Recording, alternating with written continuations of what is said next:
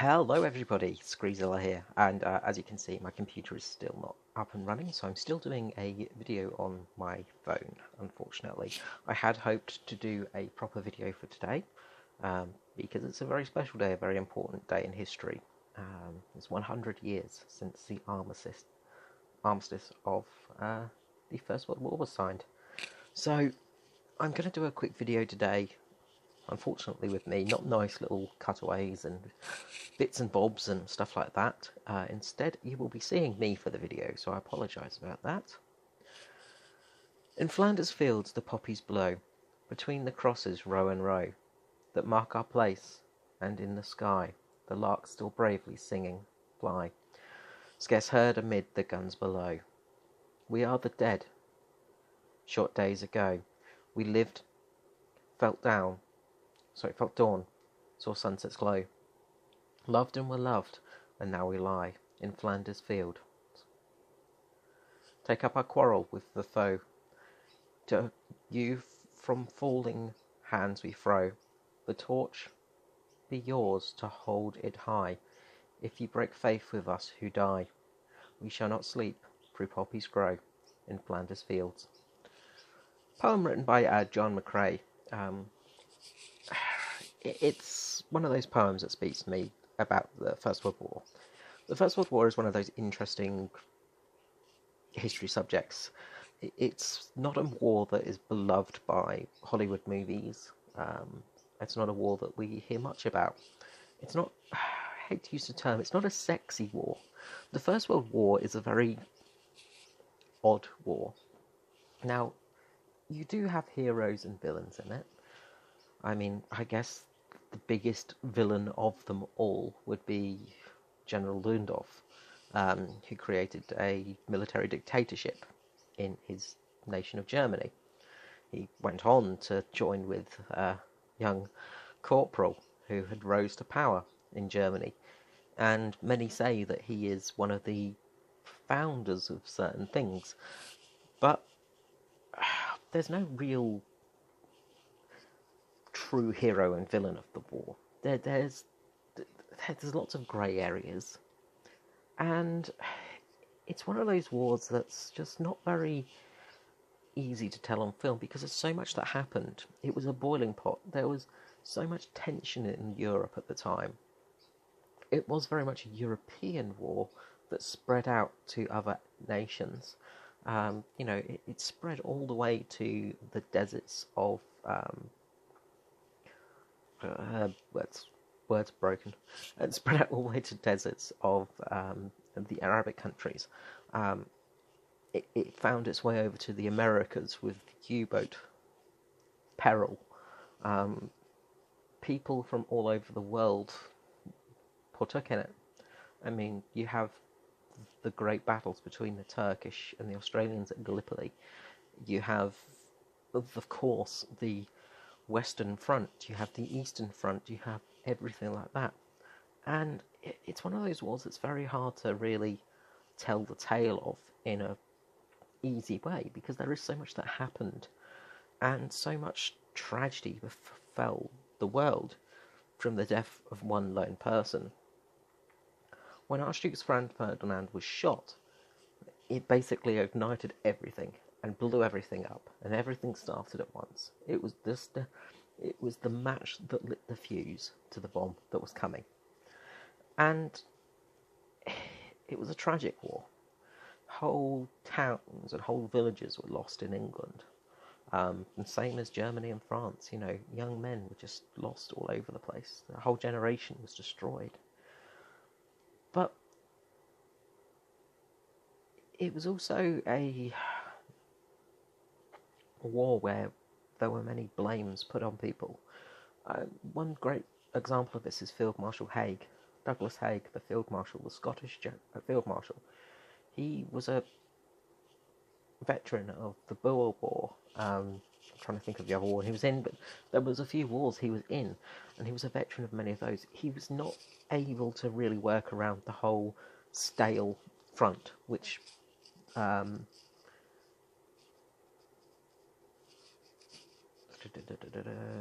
brain is not working. Sorry.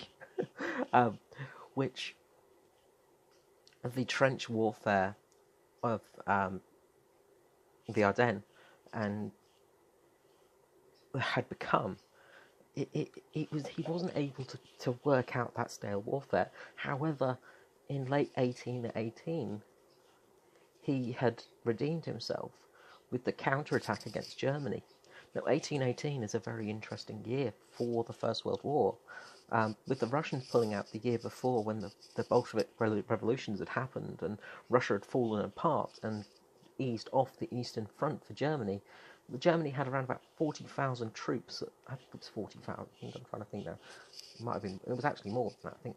But they easily could get 40,000 troops down to the Eastern Front, and they started their counteroffensive.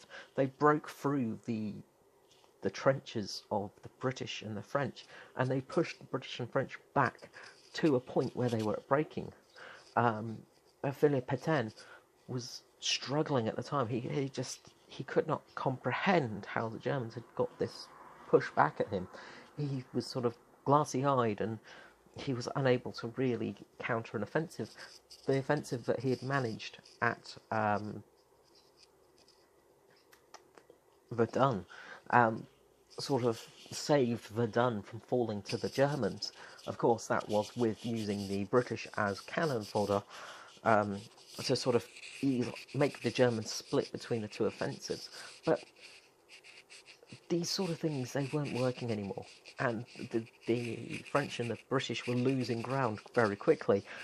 They were waiting on the American reinforcements to come, which were happening in 1818.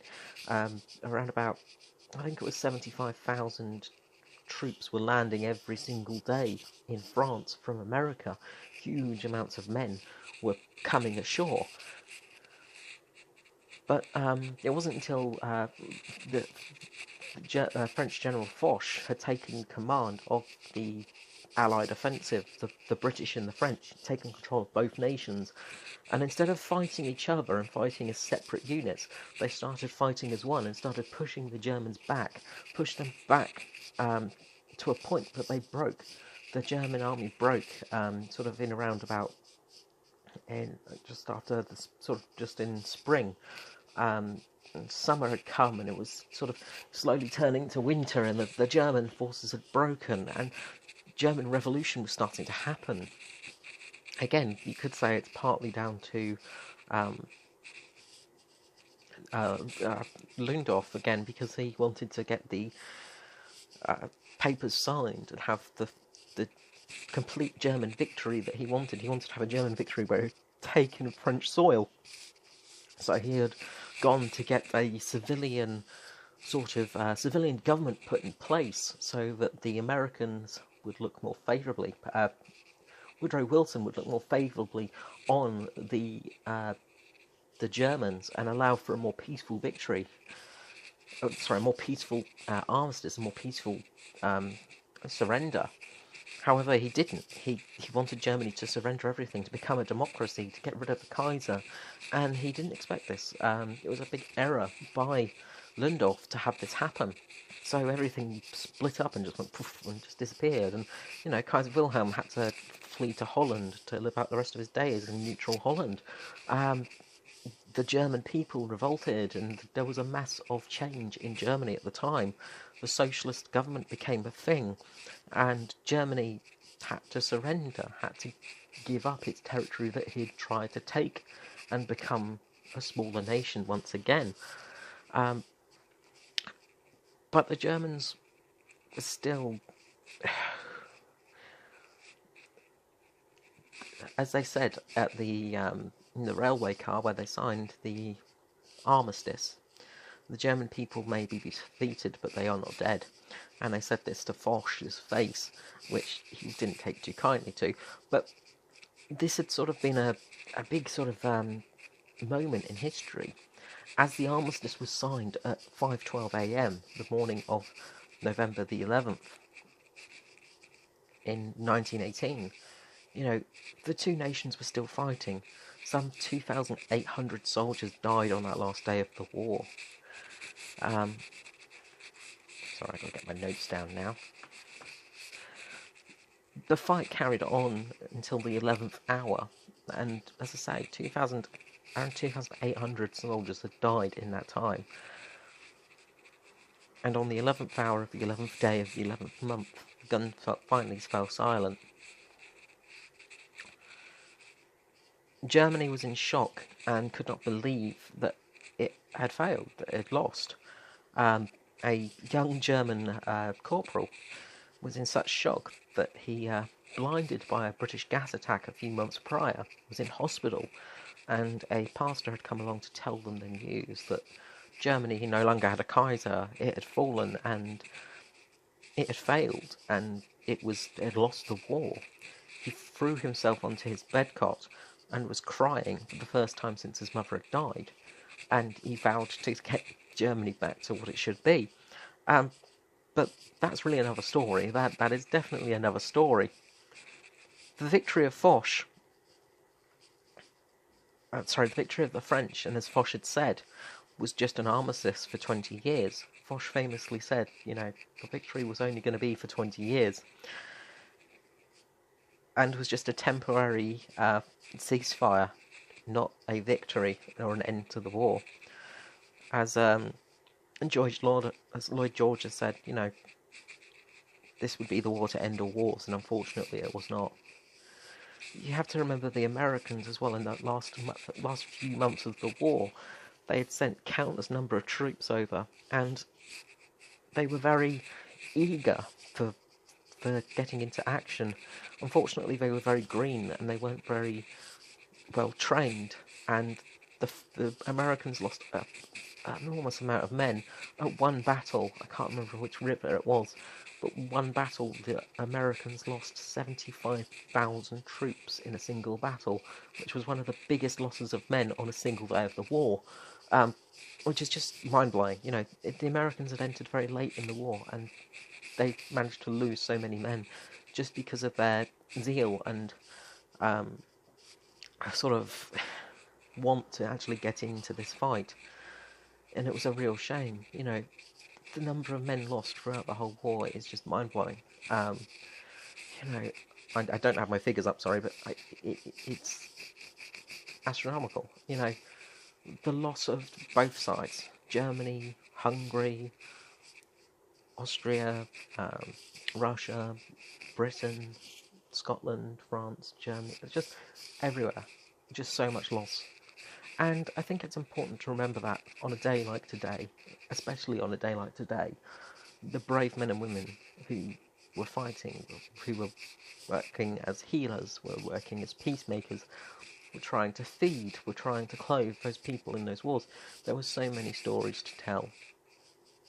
So I ask that today we just take a moment to remember that brave people that fought in that war. Now, none of those veterans are left anymore, and this is just, it's something that I find strange. I was born in the 80s, and I was very lucky to have met veterans from the First World War, to have spoken to soldiers that had fought in that war, and it was there was one chap I knew, I can't remember his name, but he had fought in both wars, and to have met him was such an honour, but also so upsetting, because some of the stories he told me were just horrific, and as a young boy I couldn't comprehend the horrors and terrors of war. And I hope that we don't have to comprehend those horrors again. I think I'll end there before I start getting too emotional. But I thank you for watching this video, and hopefully everything will be back to normal soon. I've actually got my computer back up and running on 32-bit system at the moment, so it's not running very well. But I hopefully will have proper videos back up in a short time, hopefully not too long, probably a couple of weeks before I get back to full strength. But yeah, I had to make a video today. It's, I had to make something for the channel today. It's too important a date to not. So I do hope that this comes out okay. And I do hope that you found it somewhat interesting and enjoyed this little video. Yeah, and I'll end it there. I was going to say anything else, but I can't think of it. So thank you very much for watching. I hope you have a good day, and this is me, Carl Screezilla, out. Bye bye.